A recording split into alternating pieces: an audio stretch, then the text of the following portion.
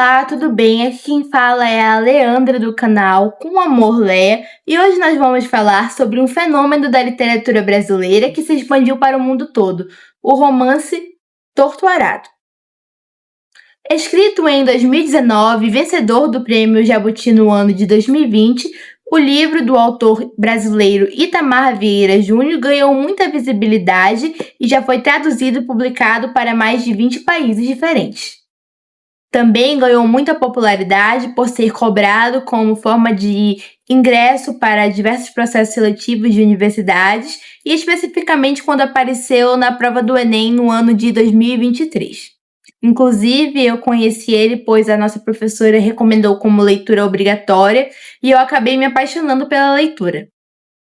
A história do romance gira em torno de uma família constituída pelo pai, Zeca Chapéu Grande, que é um líder espiritual e o curandeiro da comunidade, a sua esposa, Salustiana, é frequentemente mencionada como Salu, e as duas irmãs, filhas do casal, que são as protagonistas, que são Bibiana e Belonísia.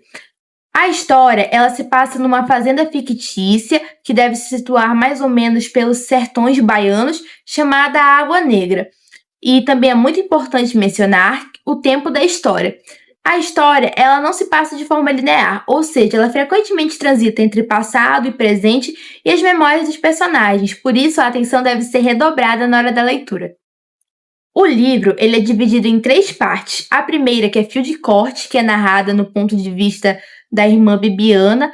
A segunda, que é Torto Arado, assim como o título do livro, que é narrada no ponto de vista da Belonísia. E a terceira, que se chama Rio de Sangue, e é narrada no ponto de vista de uma entidade, Santa Rita Pescadeira. Bem diferente, né? Agora nós vamos falar sobre as partes do livro e os tópicos mais importantes que podemos notar nessa leitura. A história já começa em fio de corte de maneira bem impactante. Narrada no ponto de vista de Bibiana, desde a infância das irmãs, elas acabam mexendo nos pertences da avó, Donana, que é uma personagem muito importante também do livro, e acabam encontrando uma faca reluzente e, na curiosidade de criança, elas acabam colocando na boca na hora de brincar, na curiosidade, e uma delas acaba cortando a língua fora e outra apenas machuca a língua.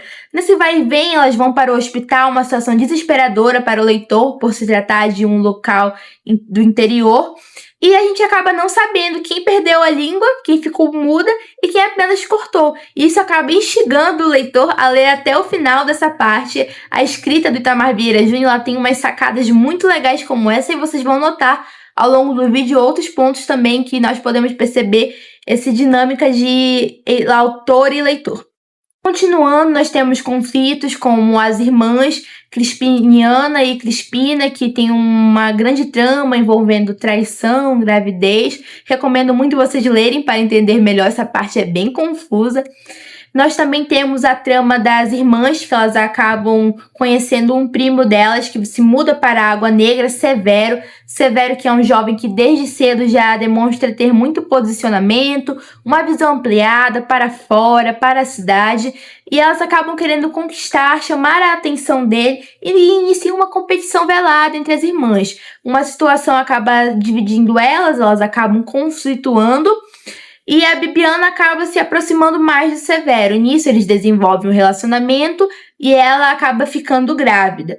Severo quer sair dali, ele quer ir para a cidade, ele quer explorar outros ares, ele quer ter conhecimento, ele quer conhecer o mundo.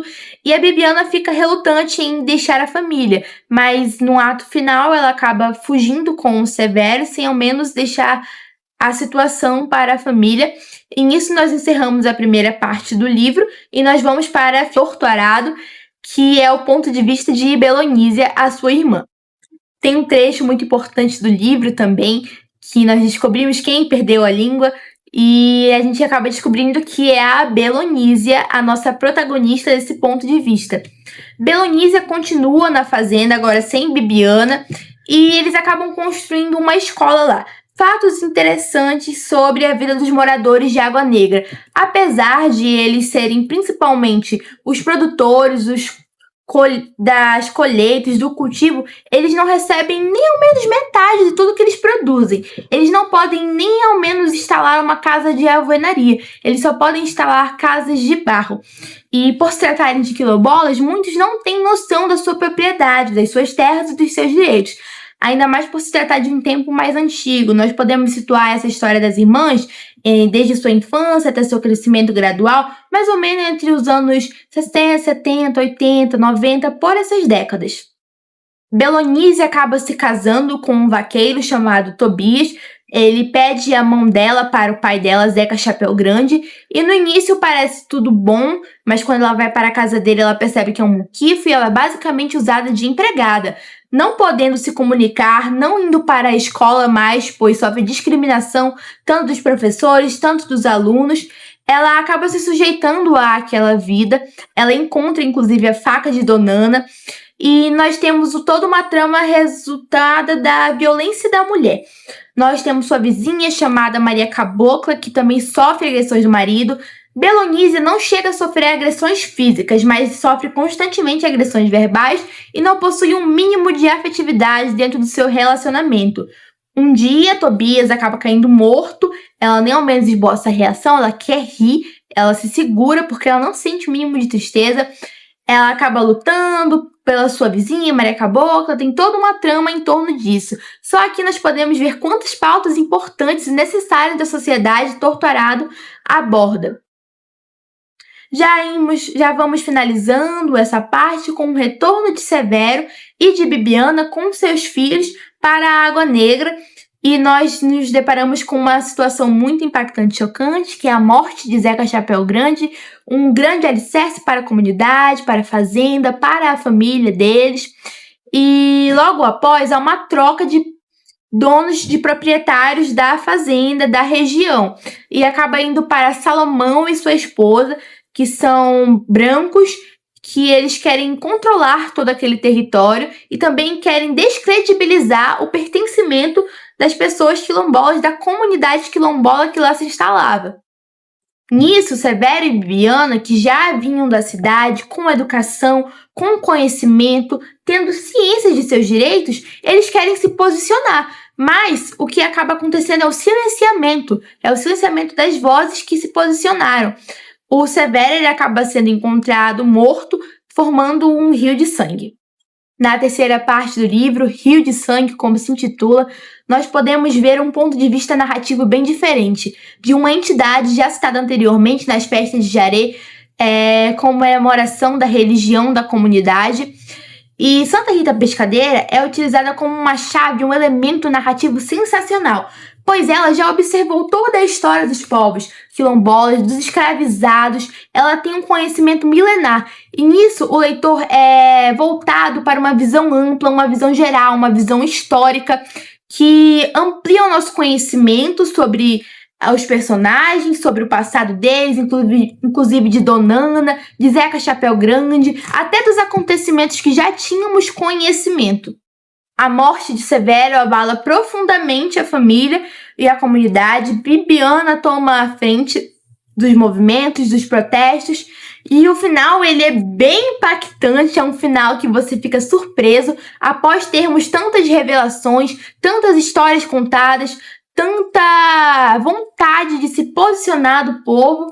Nós temos a morte de Salomão e sua esposa, mas por quem eles foram mortos? Eles foram mortos pelas próprias Bibiana e Belonísia, mas a forma que o livro te induz a chegar nessa conclusão é sensacional. Porque quem possui Bibiana e Belonísia é a entidade Santa Rita Pescadeira que narra essa parte do livro. Aos poucos nós podemos notar que uma vai chegando com a mão suja de terra, outra chega cansada de dia e dorme o dia todo, e de noite ela sai, ela vai embora. E no final nós podemos concluir que quem matou Salomão e sua esposa fazendo a vingança foram as irmãs Bibiana e Belonísia. E o livro finaliza com a seguinte frase: sobre a terra há de viver o mais forte. Bem, como podemos ver nesse resumo bem rápido de uma obra incrível da literatura, uma obra necessária, uma obra que deve ser abordada, que deve ser discutida, São muitos pontos essenciais para a sociedade. Nós temos o preconceito com os quilombolas, nós temos a descredibilização da identificação dos territórios, nós temos o machismo, nós temos a violência contra a mulher, nós temos a ausência de educação e a necessidade de educação como pautas essenciais, entre vários outros assuntos que Itamar Vieira Júnior abordou na obra e que devem ser discutidos, mais uma vez afirmando. E foi isso. Se você não leu a obra ainda, por favor, leia. Esse é apenas um resumo rápido. Muito obrigada pela atenção. Não se esqueça de curtir, se inscrever, comentar para mais e de me seguir nas minhas outras redes sociais. Foi isso. Muito obrigada. Um beijo.